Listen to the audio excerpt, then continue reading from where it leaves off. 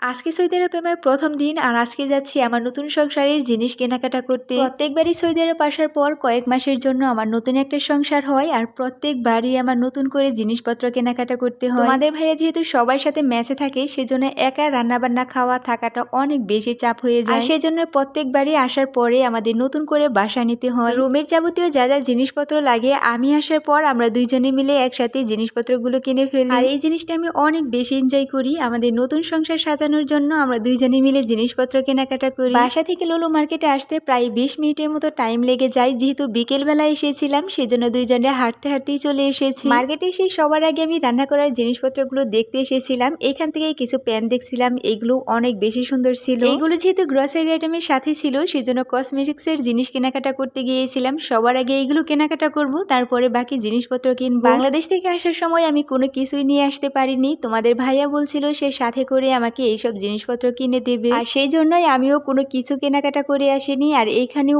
অনেক ভালো ভালো জিনিস পাওয়া যায়। এখান থেকে আমি একটা বডি লোশন নিয়ে নিলাম। এরপরে চলে গিয়েছিলাম শ্যাম্পু কেনার জন্য। 12-13 ঘন্টা জার্নি করার পর অনেক বেশি টায়ার্ড হয়ে গিয়েছিলাম, সেজন্য আর ঘুরতে ভালো লাগছিল না। এখান থেকে শুধুমাত্র লোশন আর শ্যাম্পু নিয়ে আবারও রান্না করার জিনিসপত্র কিনতে চলে গিয়েছিলাম। আমার কাছে জিনিসপত্র কেনাকাটা করার চাইতে এরকম ঘুরে ঘুরে জিনিসপত্র দেখতেই সবচেয়ে বেশি ভালো লাগে। যখনই মার্কেটে আসি তখনই আমি এরকম করে জিনিসপত্র ঘুরে ঘুরে দেখি। এরপরে আমি ননস্টিকের এই সেটগুলো দেখতেছিলাম। এই সেটগুলো আমার কাছে খুবই ভালো লাগে, কিন্তু এখানে কোনো প্রাইস লেখা ছিল না দেখে এটা নিতে পারিনি। এখান থেকে যাবতীয় যা যা জিনিসপত্র দরকার ছিল সব কিছুই নিয়ে নিয়েছি। এরপরে চলে গিয়েছিলাম খাবারের জিনিসপত্র কিনতে। অনেক মাস পর সৌদি আরবে খেজুর পেয়েছি, তো এখান থেকে একটা খেজুর নিয়ে নিলাম। আর এই খেজুরগুলো খেতে আমার কাছে বেশ ভালোই লাগে। এরপরে চলে এসেছিলাম সবজি কেনার জন্য। যেহেতু বাংলাদেশ থেকে মাছ মাংস খাবারের অনেক কিছুই নিয়ে এসেছি, সৌদি আরব থেকে শুধুমাত্র সবজি কিনতে হবে। এই পাশ থেকে আমি কিছু কোচা নিয়ে নিলাম। আর এইগুলো ভর্তা তোমাদের ভাইয়া অনেক বেশি পছন্দ করে। আমাদের গ্রাম অঞ্চলে যে তেলাকুচগুলো জঙ্গলে হয় সেইগুলো কিন্তু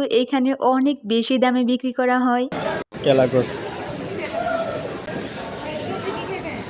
বাংলাদেশ থেকে নদীর ছোট মাছ নিয়ে এসেছি, সেইগুলো দিয়ে ডাটা দিয়ে রান্না করব, কিন্তু ডাটা খুঁজেই পাচ্ছিলাম না, সেজন্য আর কোনো সবজি কেনা হয়নি। আমার জন্য কিছু আপেল নিয়ে নিলাম, অনেক বেশি মিস করেছি সৌদি আরবে এই ফ্রুটগুলো। এখান থেকে কিছু মালটাও নিয়ে নিলাম। আজকে অনেক ঘোরাঘুরি হয়েছে, সেজন্য বেশি কিছু না নিয়ে অল্প অল্প জিনিস নিয়ে যাচ্ছি। আজকে শুধুমাত্র কিছু দরকারি জিনিসপত্র কিনে নিয়ে গেলাম, যাতে করে কয়েকদিন ভালোভাবে খেতে পারি। এরপরে শুক্রবারে এসে সারা সপ্তাহের জন্য বাজার করে নিয়ে যাব। তো আমাদের কেনাকাটা করাও শেষ হয়ে গিয়েছে। এখন চলে যাচ্ছিলাম গাড়ি নেওয়ার জন্য।